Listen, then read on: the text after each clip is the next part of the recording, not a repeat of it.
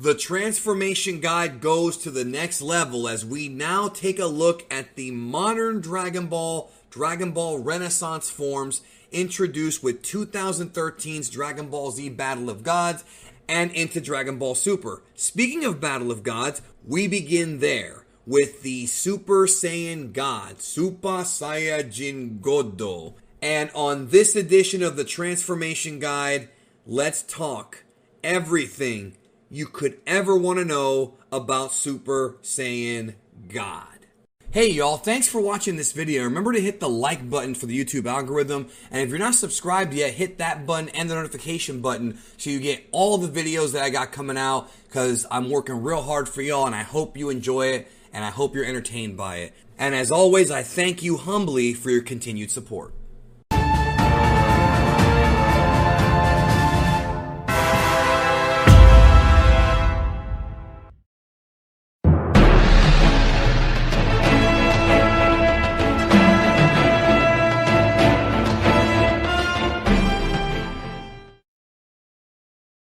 The original concept behind Super Saiyan God was not created by Akira Toriyama.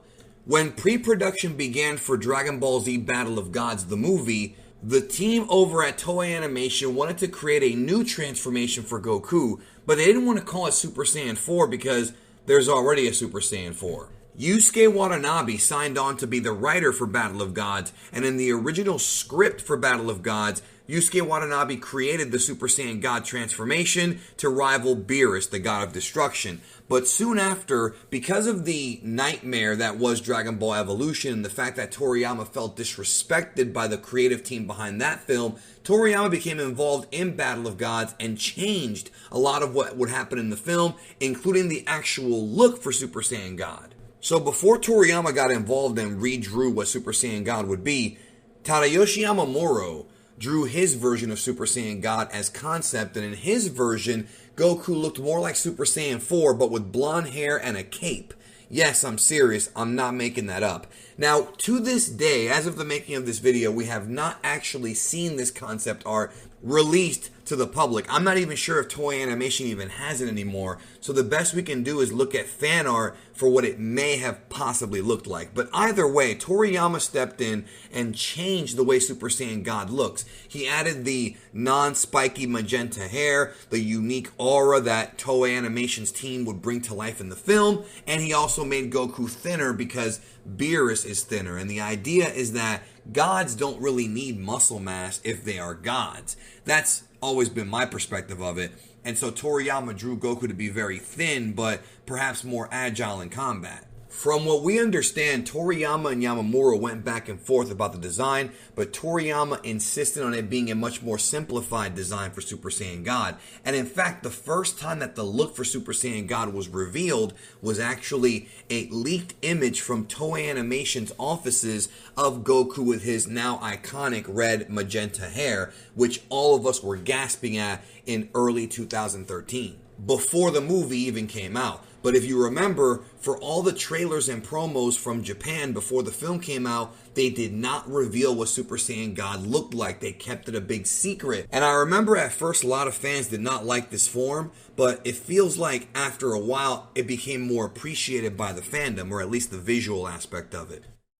Now, when it comes to achieving Super Saiyan God, it's very different than how Goku and the others achieved the previous Super Saiyan transformations, usually with rage and anger and really a focus on getting stronger. When it comes to Super Saiyan God, there are two ways to achieve this power. Number one is the Super Saiyan God ritual, when you have 6 righteous Saiyans coming together and essentially in a weird way doing a sort of prayer.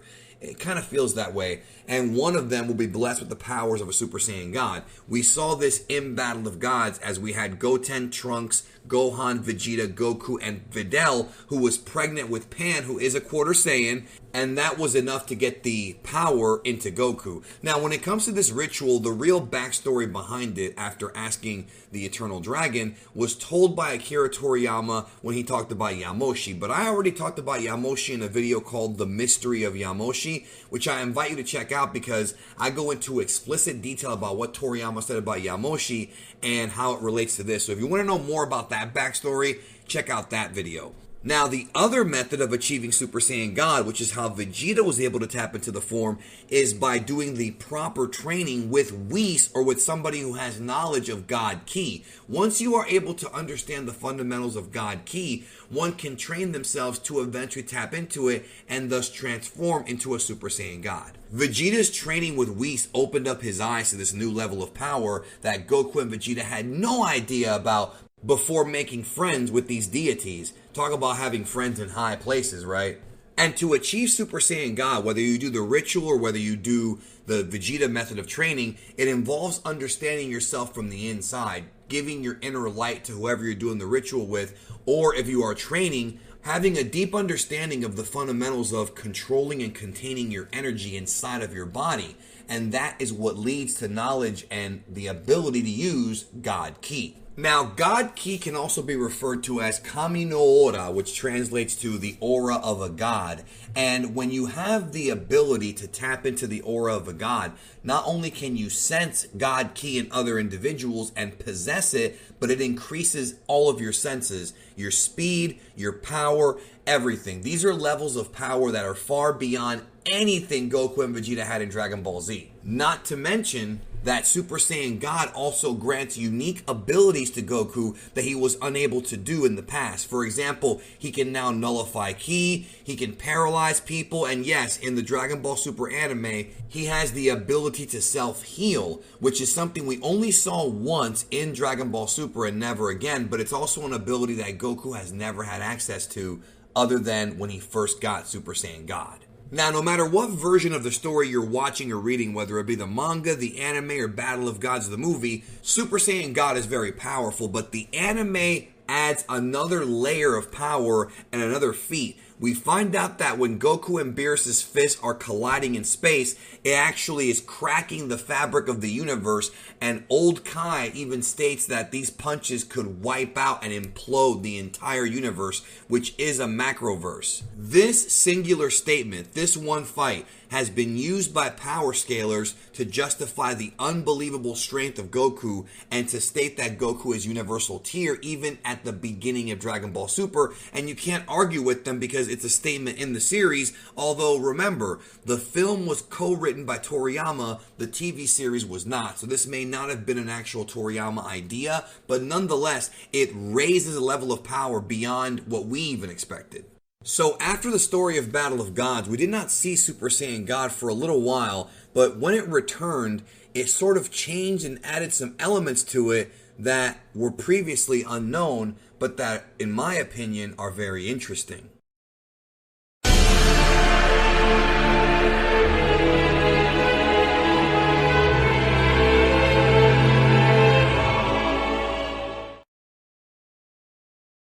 Beerus having a prophetic dream and talking to the Oracle Fish is where this whole thing began, but it did not stay there. Now, I want to quickly comment on something that I've seen for the past, I don't know how many years. I've seen people in this fandom say that, well, Super Saiyan God should be called Saiyan God, and Super Saiyan Blue should be called Super Saiyan God. And that doesn't work for a couple of reasons. Number one, when they came up with Super Saiyan God, they had no idea they were going to have another form afterward. There was no indication at all that Dragon Ball would continue, and thus you can't just change the past and go back in time and tell them in 2012, hey, change this form. Number two, Saiyan God would imply that there's no transformation, when Super Saiyan God is a transformation, albeit an unorthodox one, a unique one that is achieved differently than other Super Saiyan forms. It's still a transformation, but I digress. The properties behind Super Saiyan God did not quite stay the same as they were originally intended in Dragon Ball Super, or even before that in Dragon Ball Z Battle of Gods. Remember, the Super Saiyan God was supposed to be a being that surpassed everything, that would rival Beerus. We had no clue about any of this Ultra Instinct stuff or any of that, neither did Toriyama or the writers of Dragon Ball Super. So as I stated earlier, things did change. First of all, we have to discuss the fact that Super Saiyan God does have drawbacks, especially at first. For example, there seems to be a time limit on Super Saiyan God because as Goku was fighting Beerus, at some point he faded. His God power faded and he returned back to his base form, without even realizing it, because what happened was Goku's mind and body were able to instinctually contain some of that God ki into his own body. I'll be discussing this in more detail on the next transformation guide about the supposed Saiyan Beyond God transformation. However, later in Dragon Ball Super, it seems like Goku has learned how to fully control Super Saiyan God and tap into it at will. So as the series progressed and Goku and Vegeta were able to learn more about their bodies and learn more about God Ki, they were able to incorporate it into battle alongside Super Saiyan Blue. There's a big misconception behind this, which I've covered in the past, but in the manga, what we see is that we see Goku and Vegeta during the Goku Black arc switch between Super Saiyan God and Super Saiyan Blue, sometimes at a very rapid pace. And the reason why this was done is because it was stated that Super Saiyan God is stronger and faster than Super Saiyan, but not stronger or faster than Blue. And some folks got this confused because they think that what they said was that Blue was stronger but Red was faster, and that's completely wrong. Super Saiyan God is faster and stronger, significantly so, than just regular Super Saiyan, but Super Saiyan Blue is faster and stronger than God, but the problem is stamina. Goku and Vegeta had a problem with Super Saiyan Blue stamina for a while, and how much it would eat up their power when they would transform into it. And Goku himself said that this takes a lot of training to achieve, but I feel like by the end of the conflict with Jiren, I feel like Goku and Vegeta by then already overcame that stamina problem. So again, we have these guys, as Super progressed, sort of slowly learning more about the God forms, more about their own bodies, and overcoming limitations that they would have had earlier in the series. And to me, that's always been one of the more interesting facts about Dragon Ball Super, is that Goku and Vegeta never really stopped learning, and I do like that about the series. And the Dragon Ball Super anime confirmed this later on, even though we saw it in the manga first. Specifically in the fight with Dispo, Goku goes back to using Super Saiyan God because even though Super Saiyan God is not as fast or as strong as Blue, it uses far less stamina. So there was a need for that during that portion of the fight. But like I said, I feel like by the end,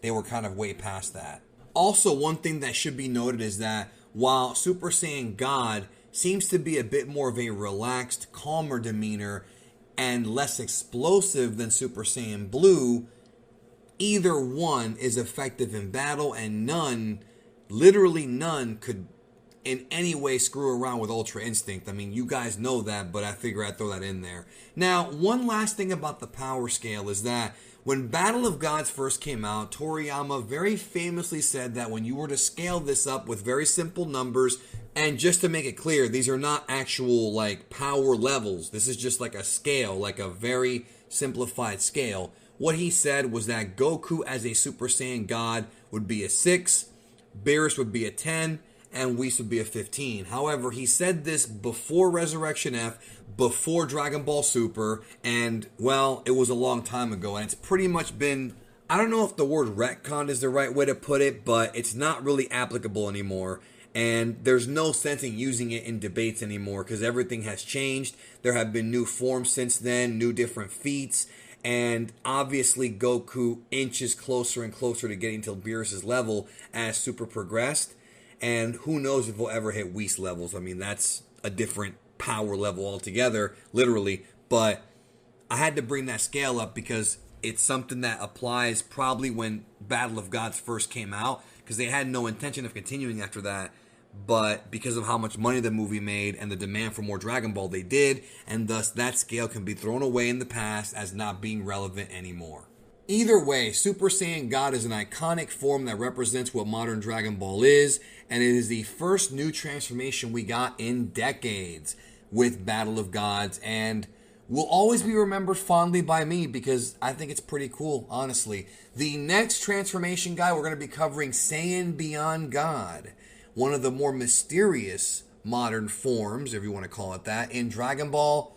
I look forward to seeing you then. Thank you for watching. If you enjoyed this video, check these out as well.